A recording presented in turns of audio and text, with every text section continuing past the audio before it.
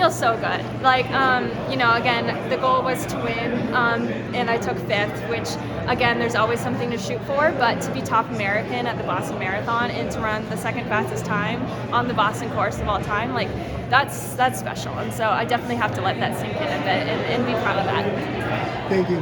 What's kind of going through your mind as, you know, you're leading the pack for a while, Yeah. right? What's kind of going through your mind in that kind of second half as you're leading? I was just like, don't push too hard too soon. You know, anybody can get halfway through the race. Anybody can get through 18 or 20 miles even, but it's the last, you know, 10K that's the hardest. So really make sure that I had enough left in the tank to be able to have the momentum the last 10K. So that's what I was thinking of mostly. It wasn't like, oh my gosh, I'm leading. It's like, you better be smart here.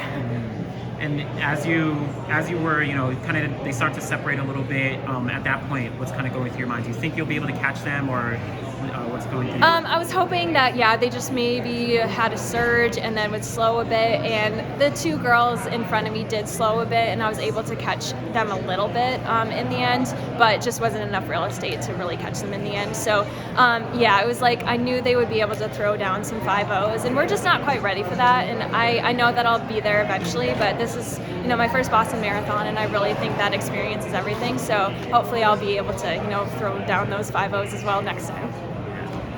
Coming in, you said the goal was to win. Yeah. It seemed a bit crazy, but you almost did it. Yeah. But also, this was the deepest Boston field ever. I mean, a normal year, you might have won. Like, from Worlds to now, was your fitness much better, or you just thought the course was right for you? Like, what made you have that confidence? I think the accumulation of both. Like, my training has been above and beyond, like it had been before Worlds.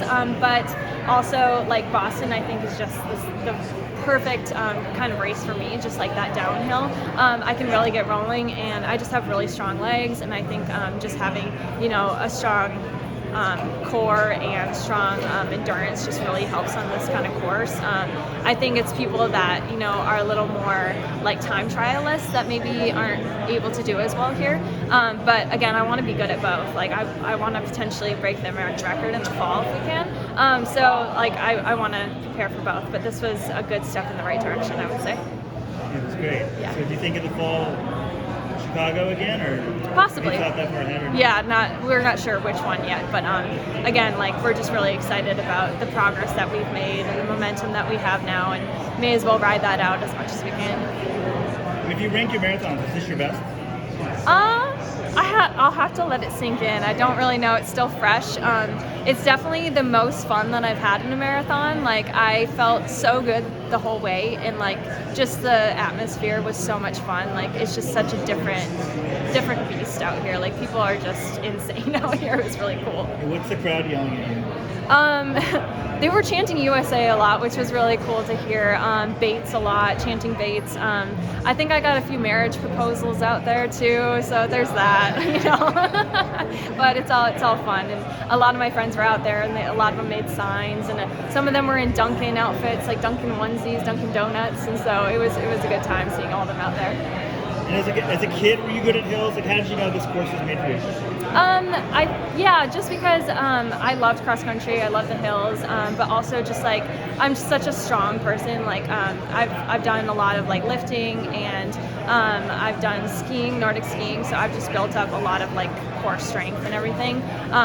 And looking at somebody like Des Linden, for instance, who like really did well on the Boston course, and just like having like strong quads, I think is really, really big for a race like this. That's a good point, actually. Yeah. Some people are made for Boston, some really aren't. Yeah. If you could do anything different in the race, or is there anything you'd do differently, or?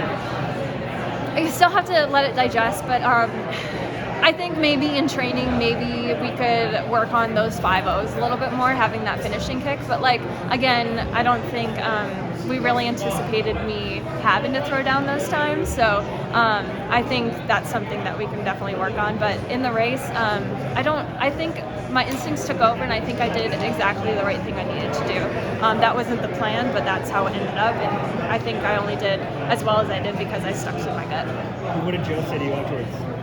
I haven't seen him yet. He's right there, but I'll let you know. Okay. Yeah.